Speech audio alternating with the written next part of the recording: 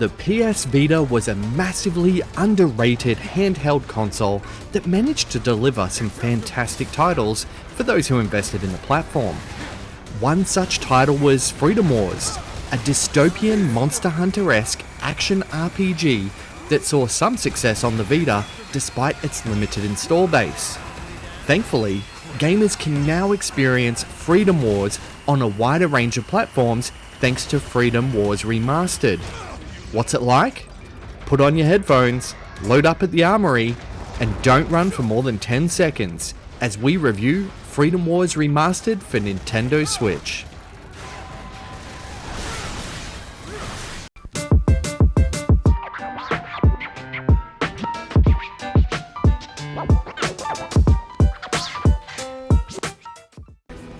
Freedom Wars Remastered is a really interesting concept from a both gameplay and story perspective. Due to the planet's limited resources, you are born as a sinner and have a million-year sentence that you have to work off to become a productive member of society, or a citizen. To do so, you will be tasked to fight other armies and giant robots while rescuing civilians, which will reward you with a deduction on your time to serve. It all starts off plain and simple, until rumours of a mysterious girl circulate and you are dragged into a developing narrative full of mystery, battles, and friendship. In the main hub, players will start off with minimal rights, or entitlements as they're called in the game, meaning you won't be able to sleep lying down, walk more than 5 steps in your cell, or even communicate with other sinners. To unlock more entitlements, you can donate mission rewards towards the greater good and use that currency to purchase them. You can also participate in code exams, raising both your level and stature in your chosen panopticon, which is kind of like your house in Hogwarts, I suppose, and it's a very unique concept, and I really enjoyed seeing what my new ranking would grant me access to. This hub area means you are under constant surveillance thanks to your accessory, an android follower who will also accompany you on missions, acting sort of like the Palico in the Monster Hunter series. This hub area though can act as a double-edged sword, however, as the game does keep you out of the action a lot, usually only allowing you to complete 1 or 2 missions before strong-arming you into a story section in the hub, which can then be a bit drawn out, especially if you haven't managed to unlock your fast travel entitlement. Still, despite the usual tropes, the story was gripping and it kept me engaged while building an interesting and unique world. When Freedom Wars Remastered lets you go on missions, you are treated to fast-paced and often hectic battles with giant abductor robots, other mechanical creatures, and other armies. Missions typically involve fighting these robots, breaking open their pods to rescue citizens, and then evacuating them. Or just evacuating as many citizens as you can before the enemy team does. This staple format is the most exciting in my opinion, but the game mixes up its action by offering territorial control type games and straight up sinner vs sinner battles. You have your Thorn, which allows you to attach to enemies and target specific areas in order to disable parts or charge them up to unleash different abilities.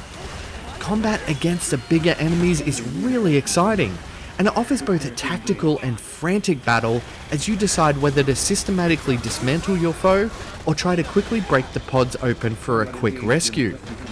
Combat against regular sized enemies is a different story though, as targeting isn't refined and usually means you'll swing a wild combo in the wrong direction before attempting to realign and try again.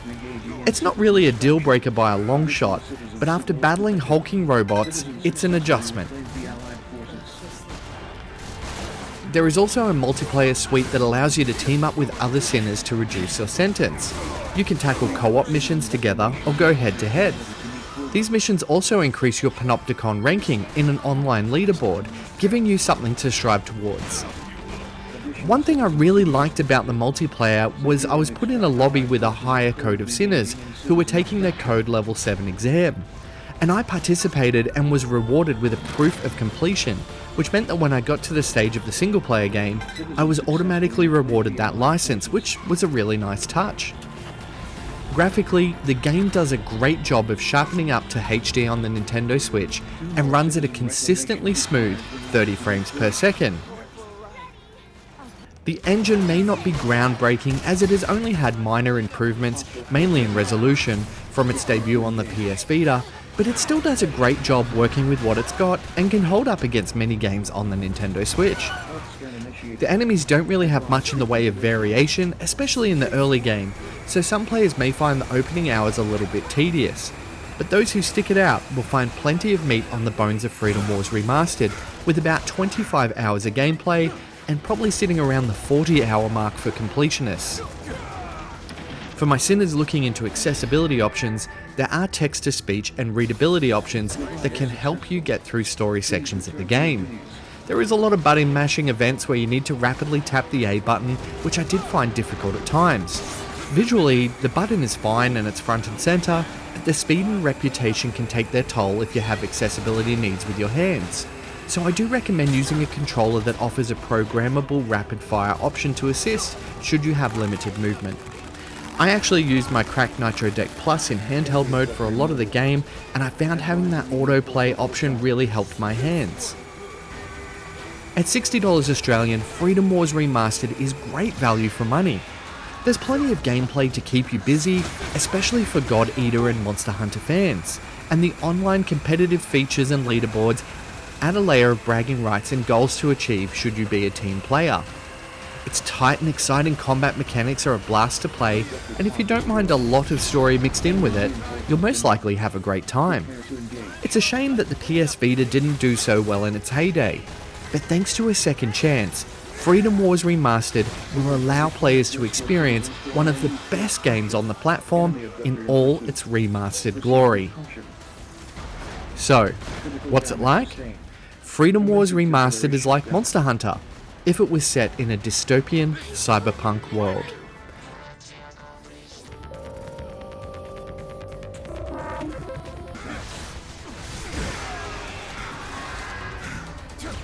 I award it a 78 out of 100.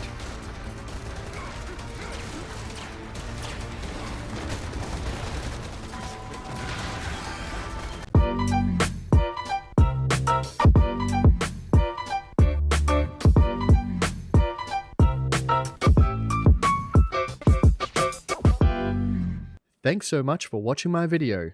If you liked it, the best way you can support What's It Like is by liking, subscribing, and sharing it with your friends. For more reviews, click on the thumbnails to the right, and for everything Nintendo, check out whatsitlike.com.au.